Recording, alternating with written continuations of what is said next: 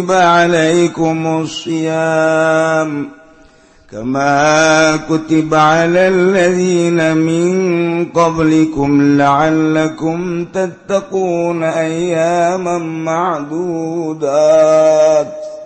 wallahu a'lamu bimuradih. Gusti Allah ngamimitian maka ya ayyuhalladzina amanu kajelema nu iman. Ahok mundur. Iman ka Allah nya nama jeung reng-rengan Ahok. Urang nu iman asup ka ayat eta. Tak loba pejabat kuari di Jakarta dongeng ka kula memeh gubernur nu ieu mah aya kaindahan saetik sering kunjungan ka masjid ka majelis taklim ka pengajian pas gubernur nu ieu can pernah kunjungan ka majelis taklim deuk naon nya hayang disundatan sundatan bisa gara. Wahai jalma nu beriman ka Allah ka Kangjeng Rasulullah Muhammad sallallahu alaihi wasallam dipardukeun ka aranjeun kabeh puasa di jero bulan Ramadan. Besi majarkeun jang umat Kangjeng Nabi hungkul puasa teh henteu. Ternyata puasa mah umat-umat nu bara heula ge di syariat. Kama kutiba alal ladzina min qablikum. Jadi lain umat Kangjeng Nabi urang bae dipardukeun puasa. Umat Kangjeng Nabi Isa, umat Kangjeng Nabi Musa, umat Kangjeng Nabi Sulaiman, Daud, dan selanjutnya kaditu puasa mah aya. Sebab ngabedakeun antara hewan jeung manusia ku puasa. Hewan mah komo nu ngaran kebo, boro-boro beurang, nya nama di kandang na bae ge ngunyem bae. Eta kebo. Bari depa bari nangtung teu pernah eureun kebo mah. Nah, manusia ge mun bari ngaji ngadaharan keneh bae, ngopi eta ge sarua jeung kebo eneng. Eneng eta ge sarua. Deres teu pati gede teuing, pelen mah gede eneng ieu mah geus. Mun di luar aya nu bari ngopi toel sia eneng.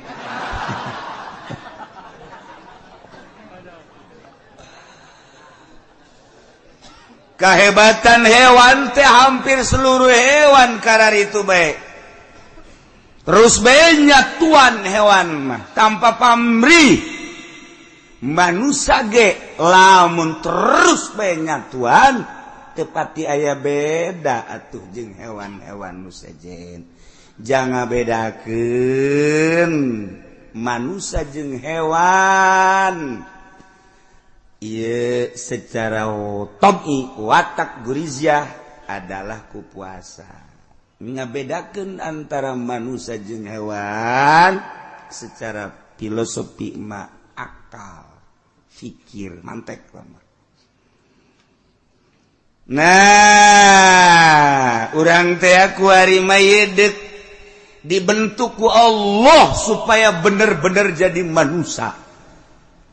Maka tiba heula puasa mati zaman Kangjeng Nabi Adam, terus Kangjeng Nabi Idris, terus Kangjeng Nabi Nuh, terus Kangjeng Nabi kadieuna, terus Sulaiman, Daud, terus datang ka Kangjeng Nabi urang. Ieu instruksi puasa mah aya. Sababaraha profesor meneliti, sababaraha doktor meneliti, Jerman, Amerika, Prancis, aya bahasa dina Al-Qur'an kama kutiba alal ladzina min qablikum. Coba di Injil mana instruksi puasa, coba di Taurat mana instruksi puasa, coba di Zabur mana instruksi puasa. Ternyata di Injil eueuh, di Taurat eueuh. Nyana kaget. Dokter meneliti eueuh ternyata.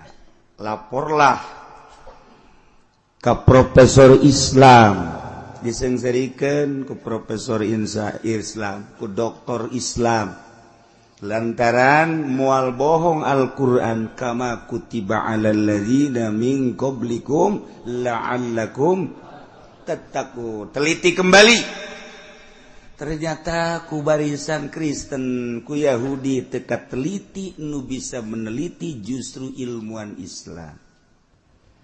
Begitu aya seorang dokter di India meneliti Injil Barnabas nu asli aya instruksi puasa, Taurat ge sarua aya.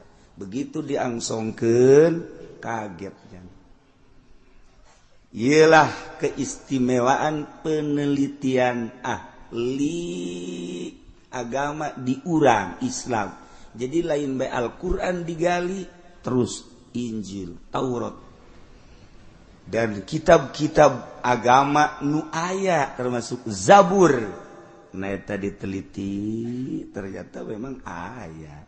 Mun nyana ngabejaan eueuh berarti Injilna tahrif, lain Injil asli.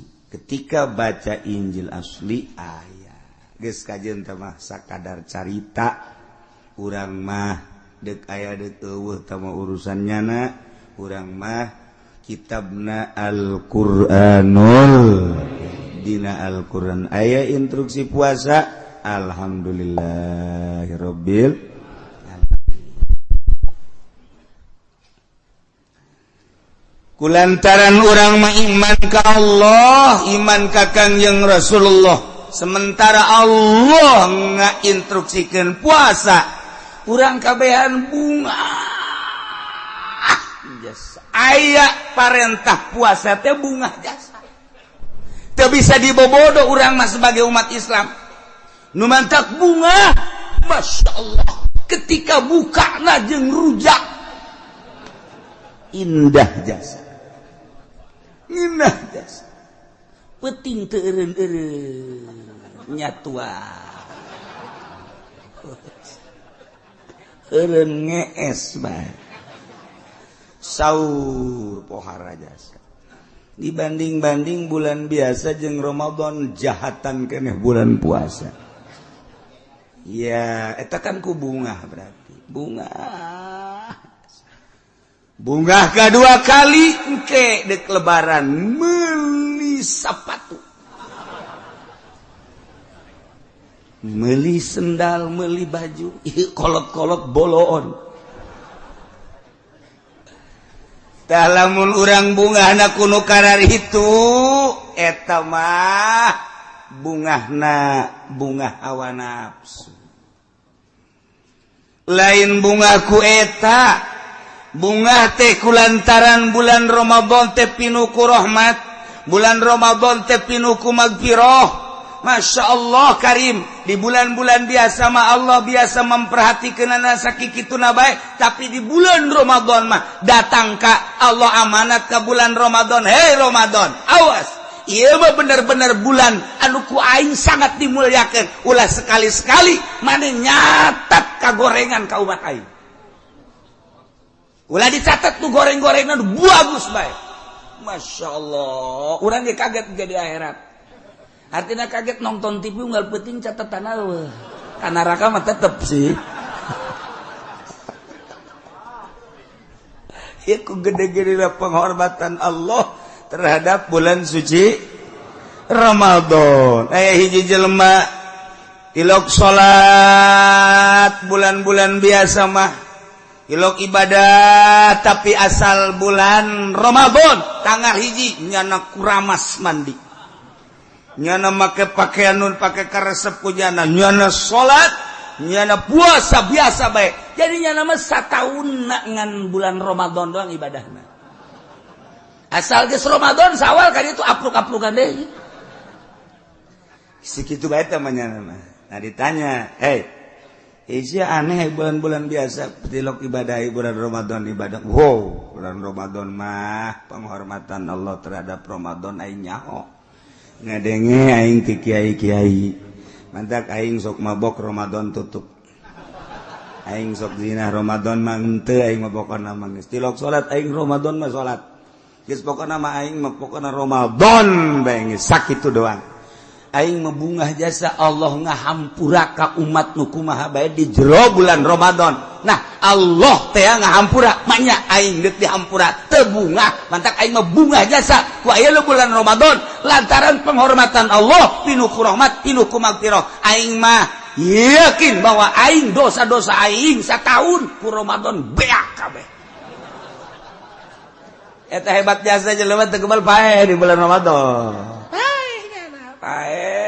Kaimpi kuali Allah ditanya Aisyah kumaha di jero kubur pertanyaan alhamdulillah selamat cekeun itu penghargaan ti Allah geus dibere surga nu bener sia eta sebab boga amal naon amal bungah doang kulantaran nyana nyambut bulan suci Ramadan disambut song-song ku nyana jeung nyana siap ngalaksanakeun ibadah di jero bulan Ramadan ta eta teh langsung di kuburan bisa ngajawab di akhirat geus disadiakeun surga. Geus bejaan ka urang lembur.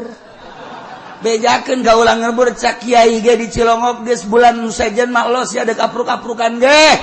Asal Ramadan bae kitu geus. Geus kitu bae geus pokona mah. Pokona sia bebas asal Ramadan geus bebas. Bener kan cak uci tanyakan gitu kan itu kaki uci nggak pokoknya bebas eta nginahin pan mantep jasa masya Allah.